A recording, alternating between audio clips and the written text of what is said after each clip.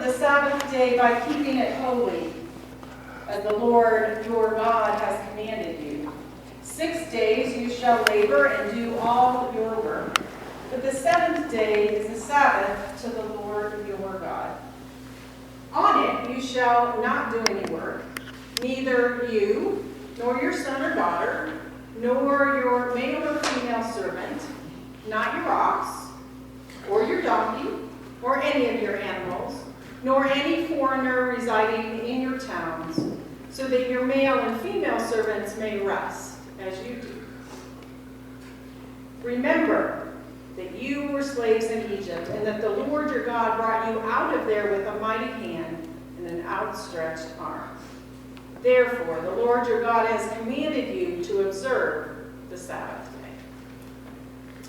Our New Testament reading comes from Matthew's Gospel, chapter 11, verses 28 to 30. Jesus says, "Come to me, all you who are weary and burdened, and I will give you rest. Take my yoke upon you and learn from me, for I am gentle and humble in heart, and you will find rest for your souls. For my yoke is easy, and my burden is light." God's holy word for us this day.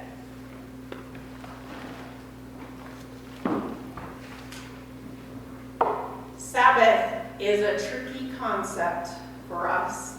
We tend to think of it as a Jewish thing, not really a Christian thing, certainly not something we practice in today's world, but it is one of the 10 Commandments.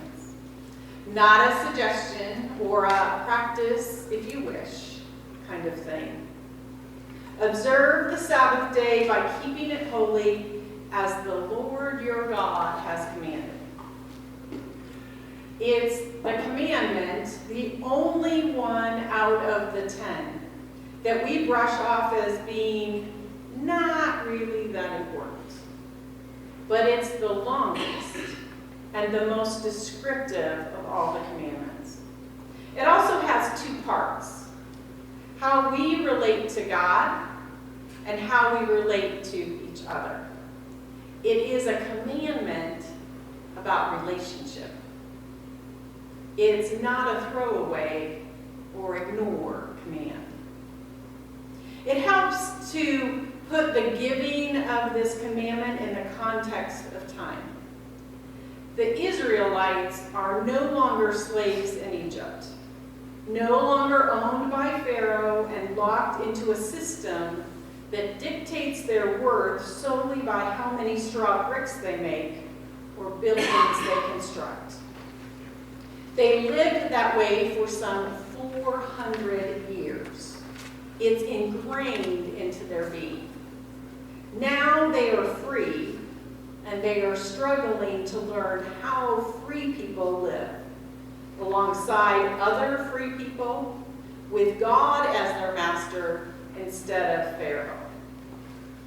Crossing the Red Sea, God took the Israelites out of Egypt. At Mount Sinai, with the giving of the tablets, God took Egypt out of the people. They are no longer slaves, although it would take 40 plus years as they cross over the Jordan into the Promised Land to even begin to claim that. The Sabbath command in Deuteronomy is strikingly specific compared to the others. 1 day in 7, God says, you are to stop all work. You do this because you are a free people, not defined by your work. 1 day in 7, everyone rests, and all the distinctions that set you apart to define your value and measure your worth disappear. Old, young, rich, poor, slave, free, citizen, foreigner. You are all simply and completely human beings, alongside one another, all beloved children of God.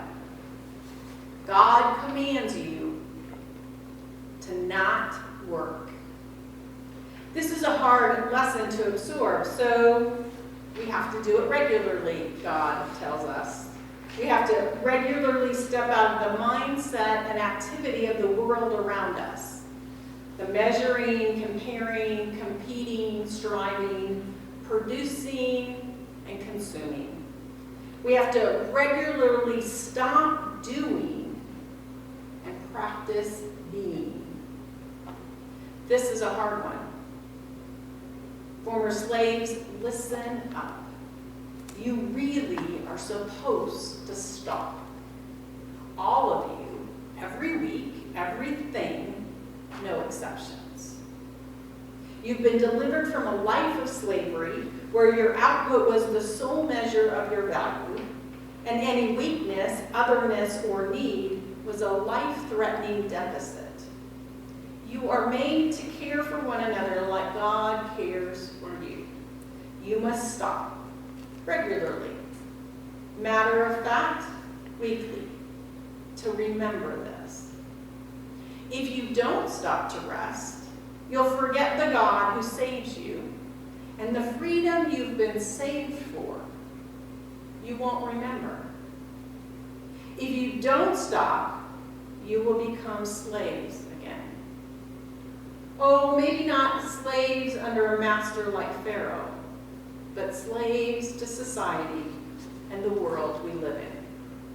Tied to the busyness of our lives, slaves to a laptop that lets you take work home, internet that helps you connect with anyone, anywhere, 24/7. Slaves to a cell phone that connects you to the world, lets you reach out to anyone, anywhere, and notifies you when you have a message, text, or email, and never leaves your side. Except maybe on the rare occasion you need to plug it in for a recharge because it's completely dead. While we seek meaning from our lives, even try to find the space to rest, forces around us seek to shape how we find that meaning. Being connected 24/7 guarantees that we are saturated with messages that strip us of our freedom. With social media, texting, email, and phones ever at the ready, we're justified in acting as though the world cannot run without us. Did you know that the average American checks their phone 80 times a day while on vacation? Spirituality is nice, and God is, of course, real, but do we really need God? We've got it pretty much covered. Meanwhile, we're so disconnected from the concept of being at rest, taking Sabbath, that we can barely stand when emotion of almost any kind arises.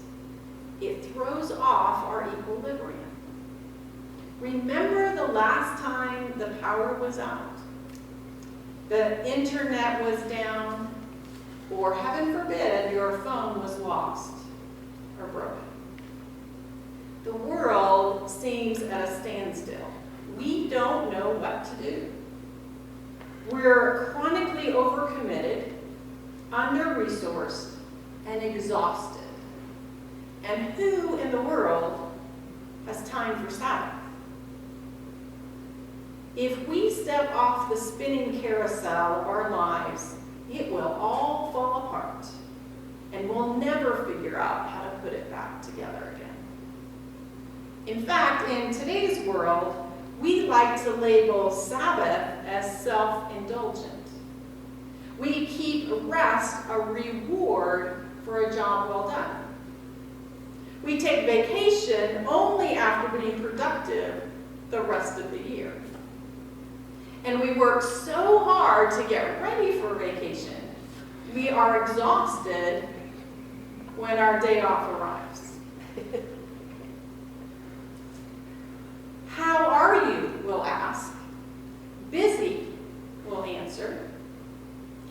holding it out like a badge of honor, proof of a life well lived. Look how well we are producing and consuming. We are not wasting any time. The bottom line is we don't know how to rest anymore. We find it extremely hard to find time for a Sabbath, let alone actually stop, be still, and actually take a Sabbath rest. Right there is the challenge. We have to find a way to rest, to Sabbath regularly. Sabbath is both a noun and a verb. Interestingly enough, the dictionary definition of Sabbath is exactly the same as the biblical one. It's from the Hebrew word Shabbat, meaning rest. The seventh day of the week, observed from Friday evening to Saturday evening as a day of rest and worship by Jews and some Christians. Sunday, observed among Christians as a day of rest and worship, a time of rest. Sabbath is one of God's big 10, right up there with not murdering, because unless we regularly stop, we forget that God is God and we are not. We forget that we are creatures made in the image of our God, with bodies and minds and hearts that need tending, dependent on the love and care of a Creator who is ready to meet us when we stop moving long enough to be met. We forget that we are in this together alongside everyone else, and we need one another because life isn't meant to be done alone. Rest is not a reward to be earned. It's the starting point. The Jewish day begins at sundown. All creativity, invention, and construction happen in the second half of the day, fueled by and resulting from the rest from the first half. And when the Sabbath day arrives, everything stops, whether everyone is ready or not. Sabbath interrupts and takes over. Hear that again, because we tend to do the opposite. We let work interrupt and take over. Sabbath interrupts and takes over. You don't start Sabbath after your chores are all done. The house is clean, the thank you notes are written. No, when the sun hits the horizon, you stop. The phone goes off, the screens go dark, the work is put down, and the only thing left is humans being human. In the presence of God, who was there all along, but who largely went unnoticed until we slowed down enough to pay attention. It's uncomfortable. It's strange. We are trained to measure the worth of a day by what we accomplish. What we do with a day in which the goal is not to accomplish a single thing. When was the last time that you took a day, or even half a day, and did absolutely nothing? You didn't do any work, prepare a meal, clean something up, pick up the phone, or turn on the computer, turn on the television, or drive a car. I can't remember the last time I didn't do anything but absolutely rest. We need to find Sabbath. We have to find a way to slow down, stop, and rest. Connect with God and those around us. We need to follow the command with God's help. Expect there to be restlessness. We naturally do not know how to turn off the world and simply rest our minds, bodies, and souls. Often there are tears as emotions we've stuffed down come up in the space we've now made. These become like hunger pangs during a fast, a sacrifice back to God, and a gift to us, a reminder of our pressing need to stop. We're out of rhythm. We've forgotten how to remember the Sabbath. We've forgotten how to obey the commandment.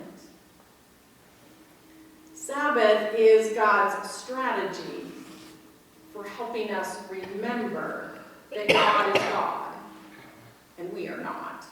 And that we are human beings made in God's image for love and connection. And when we stop, God will meet us.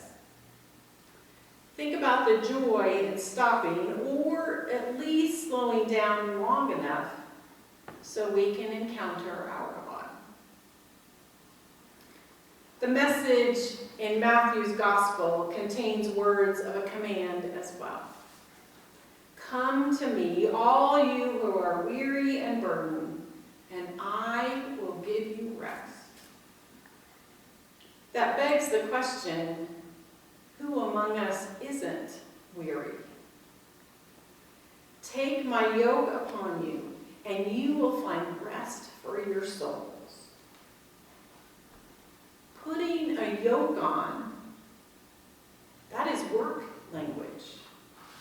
Except that it is a tool for making the work easier, the load lighter. A yoke, a wooden beam or frame by which two draft animals are joined at the heads or necks for working together. Two animals, not just one. They share the load. They work together to carry the heavy burden. A yoke. A frame fitted to a person's shoulder to carry a load in two equal portions, spreading the weight across both shoulders instead of one. A yoke. A bar by which the end of the tongue of a wagon or carriage is suspended from the collars of the harness, lifting the weight of the wagon or the carriage so that the burden is lessened. The load is lighter. A yoke. A cross piece on the head of a boat's rudder to enable it to be carried on one's shoulder. The means by which a canoe or other small boat can be carried easily on one's shoulders, distributing the weight across the shoulders. Putting Jesus' yoke on our shoulders makes the journey easier. What would it be like to take Jesus' yoke? To find our life inside Christ's own connection to God. Allow Jesus to carry the burden, the heavy load. To slow down and take a load off. And give that burden, the weight, to Christ. Find rest. Find Sabbath.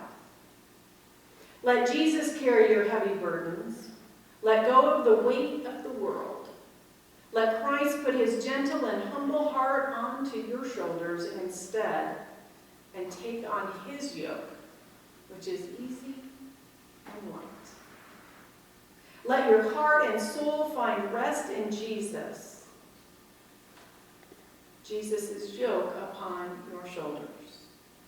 Let the easy and lightweight slow you down enough to notice that Jesus takes the weight of the world off your shoulders, hears your prayers, guides you on the journey. Remember the Sabbath and keep it holy. Take my yoke upon you, and you will find rest for your soul. In the Sabbath command, we keep Sabbath for our neighbor. Not sure I ever thought of Sabbath like that. Everyone, absolutely everyone, is supposed to honor the Sabbath. The command is to do no work.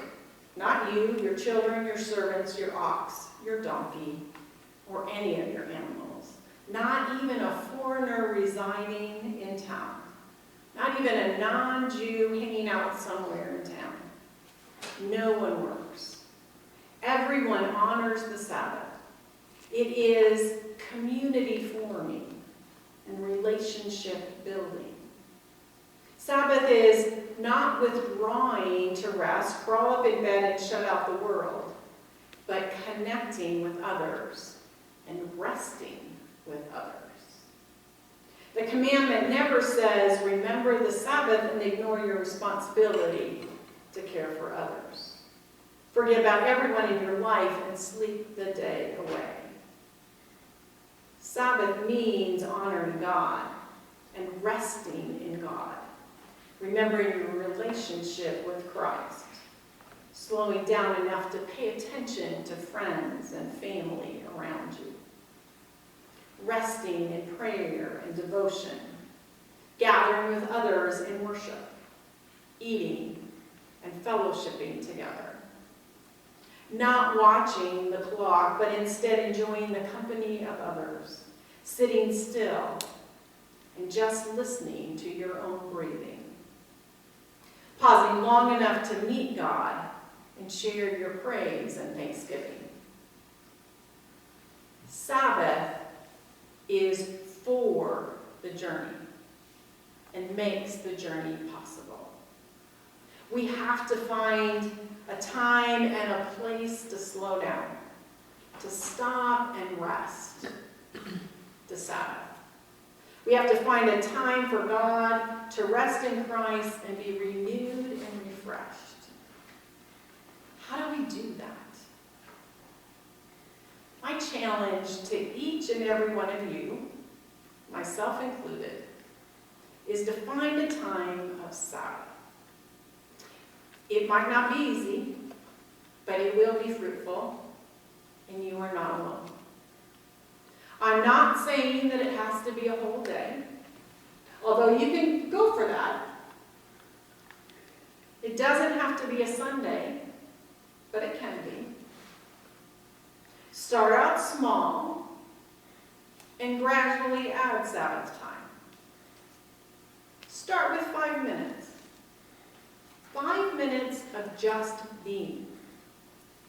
5 minutes of being still, not talking, not thinking, try to clear your mind, or just connect with God, pray or meditate. Do it each day for just 5 minutes, then 10, and see if you can build to 15 minutes. Uninterrupted, quiet, undisturbed peace with God, and only God.